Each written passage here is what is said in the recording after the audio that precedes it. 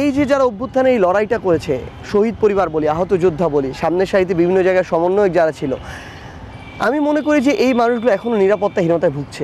এনসিপির সাথে আরও 2-3টি দল মার্চ করছে, যার মধ্যে রয়েছে আমরা শুনছি আপ বাংলাদেশ রয়েছে, গণ অধিকার পরিষদ রয়েছে। আপনার কাছ থেকে আমি অনেস্ট অ্যান্সারটা জানতে চাচ্ছি। তার পাশাপাশি এবি পার্টির নামও শোনা যাচ্ছে। মার্চ যেহেতু হচ্ছে, সেক্ষেত্রে মার্চটা আসলে কী ধরনের মার্চ হতে পারে? না, এই বিষয়গুলো নিয়ে আসলে আলোচনা চলছে যে এই বিষয়গুলো কিভাবে হতে পারে। কারণ আমরা এখানে, আপনি যে প্ল্যাটফর্মগুলোর কথা বললেন, রাজনৈতিক দলগুলোর কথা বললেন, এখানে কিন্তু সবাই তাদের জায়গা থেকে একই কাছাকাছি বয়সের, সেম জেনারেশনের, এবং তাদের বয়স আপনি দেখবেন যে সবার বয়স হয়তো 27-28 থেকে শুরু করে 40-এর মধ্যে, অ্যারাউন্ড এরকম। সো তাদের এক হওয়াটা গুরুত্বপূর্ণ। বাংলাদেশের মানুষ নতুন কিছু চায়, আবার একসাথে ঐক্যবদ্ধভাবে একটা ফোর্স হিসেবে চায়, যেই ফোর্সটা পুরাতন যে এস্টাবলিশমেন্ট তাদের বিরুদ্ধে ফাইট দিতে পারবে।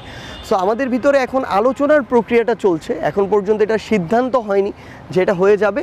আমরা মনে করি যে এখানে আমরা ছোটোখাটো কিছু স্বার্থ সংশ্লিষ্ট বিষয়কে এক পাশে রেখে নিজেদের পদবি কিংবা এই ধরনের ব্যক্তিগত বা দলীয় আকাঙ্ক্ষাগুলোকে এক পাশে রেখে আমরা রাজনৈতিক স্বার্থে বাংলাদেশ এবং জনগণের আকাঙ্ক্ষাটাকে সামনে রেখে আমরা একসাথে হওয়ার যে প্রচেষ্টা, এই প্রচেষ্টাটা চালিয়ে যাব।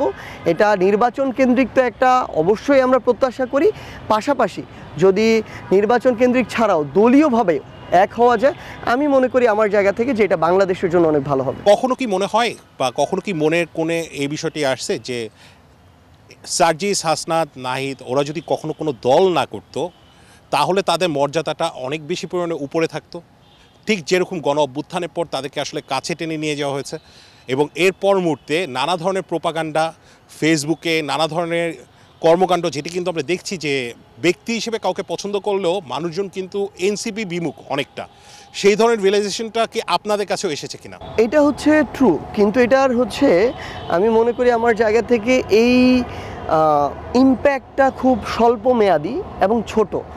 ব্যক্তি সার্জিস, হাসনাত, নাহিদ, আসিফ তারা তাদের জায়গা থেকে যদি এই পলিটিক্যাল জায়গাটা থেকে বের হয়ে শুধুমাত্র অভ্যুত্থানের ফেস হিসেবে থাকতো, এই অভ্যুত্থানের ফেস হিসেবে জাস্ট একটা রেসপেক্টের জায়গা থাকতো। কিন্তু বাংলাদেশের যেই আকাঙ্ক্ষা নিয়ে আমরা একটা অভ্যুত্থানের সামনে সারিতে থাকলাম, মানুষকে ডাকলাম, মানুষ নেমে আসলো, রক্ত দিল, জীবন দিল, এগুলোর বাস্তবায়ন হতো না।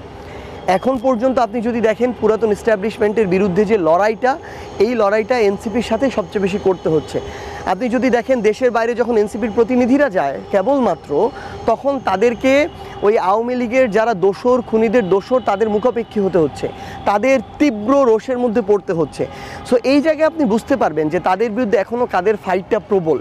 সো হয়তো স্বল্প মেয়াদে কিছু জেনারেল জায়গা থেকে, স্বতন্ত্র জায়গা থেকে কিছু রেসপেক্ট বা এরকম কিছু নেম ফেম পাওয়া যেত, কিন্তু দীর্ঘমেয়াদে পরিবর্তনের জন্য ফাইট যেটা দরকার, যেটা বাংলাদেশের মানুষের আকাঙ্ক্ষা, যে নতুন কিছু, নতুন একটা রাজনৈতিক দল, ওই জায়গাটা দীর্ঘমেয়াদে গ্যাপ তৈরি হতো। আর আরেকটা জিনিস মনে হয়েছে আমার কাছে, এই যে যারা অভ্যুত্থানে এই লড়াইটা করেছে, শহীদ পরিবার বলি, আহত যোদ্ধা বলি, সামনের সারিতে বিভিন্ন জায়গায় সমন্বয়ক যারা ছিল, আমি মনে করি যে এই মানুষগুলো এখনও নিরাপত্তাহীনতায় ভুগছে, এবং খুব স্বাভাবিকভাবে আওয়ামী লীগ বা খুনিদের এই দোসররা ফিরে আসলে তাদের একদম নিরাপত্তাহীনতাটা চরম পর্যায়ে যাবে।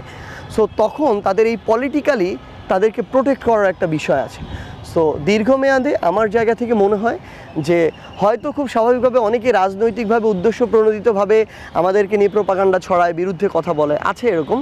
কিন্তু আমরা যদি আমাদের জায়গা থেকে এই ফাইটটা জারি রাখি, যদি আমাদের সুযোগ আসে জনগণের মাধ্যমে আমরা তাদের প্রতিনিধিত্ব সংসদে করতে পারি, আমরা প্রত্যাশা অনুযায়ী অনেক বড় পরিবর্তনে সামনে থেকে নেতৃত্ব দিতে পারবো।